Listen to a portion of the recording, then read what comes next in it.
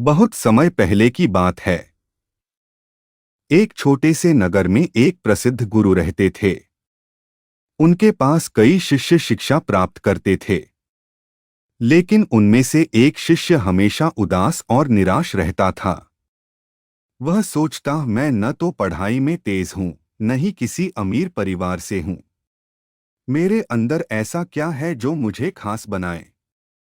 गुरु ने उसके चेहरे की उदासी देखी और कारण पूछा। शिष्य बोला, गुरुदेव, मुझे लगता है कि मैं किसी काम का नहीं हूं।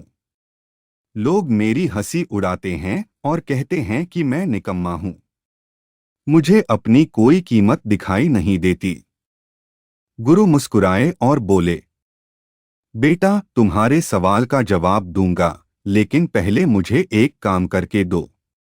यह पत्थर लो और इसे बाजार में ले जाकर लोगों को दिखाओ। ध्यान रखना, इसे बेचना मत। सिर्फ पूछना कि वे इसके बदले कितना देंगे। शिष्य पत्थर लेकर बाजार चला गया। सबसे पहले वह सब्जी वाले के पास गया। सब्जी वाला बोला, यह तो अच्छा कागज दबाने का काम आएगा। मैं 10 रुपए दूंगा। फिर वह बर्तन वाले के पास पहुंचा। बर्तन वाला बोला, अरे, यह तो अच्छा भारी पत्थर है। इससे बर्तन दबाएंगे। मैं 50 रुपए दूंगा। शिष्य थोड़ा हैरान हुआ, लेकिन गुरु की बात याद करके आगे बढ़ गया। फिर वह एक व्यापारी के पास पहुंचा। व्यापारी बोला, मैं 100 रुपए दूंगा। यह सजावट के काम आ सकता है। अब शिष्य और उलझन में था। वह सोच रहा था, लोग इस पत्थर की अलग अलग कीमत क्यों लगा रहे हैं?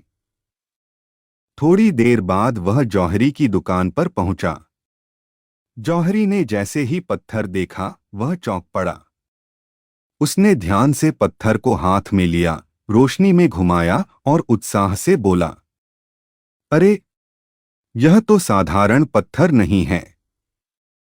यह तो अनमोल हीरा है। लाखों करोड़ों की कीमत है इसकी। शिष्य दंग रह गया। वही पत्थर जिसे अभी तक लोग सिर्फ कागज या बर्तन दबाने के काम का समझ रहे थे, उसी पत्थर को असली जौहरी ने करोड़ों का हीरा बता दिया। वह भागते हुए गुरु के पास लौटा और सारी बात बताई। गुरु मुस्कुराए और बोले, बेटा, यही तुम्हारे सवाल का जवाब है। जिस तरह इस पत्थर की कीमत हर किसी की समझ पर निर्भर करती है, उसी तरह इंसान की कीमत भी दूसरों की नजर पर नहीं, बल्कि उसकी असली पहचान पर होती है। कुछ लोग तुम्हें मामूली समझेंगे, कुछ लोग सिर्फ छोटे मोटे काम के लिए योग्य मानेंगे, लेकिन असली जौहरी यानी सही लोग तुम्हारी प्रतिभा और असली कीमत पहचानेंगे। इसलिए कभी खुद को दूसरों की राय से मत आंको। अगर सब्जी वाला और बर्तन वाला ही इस पत्थर को पहचानने का आधार बनता, तो यह कभी करोड़ों का हीरा साबित न होता।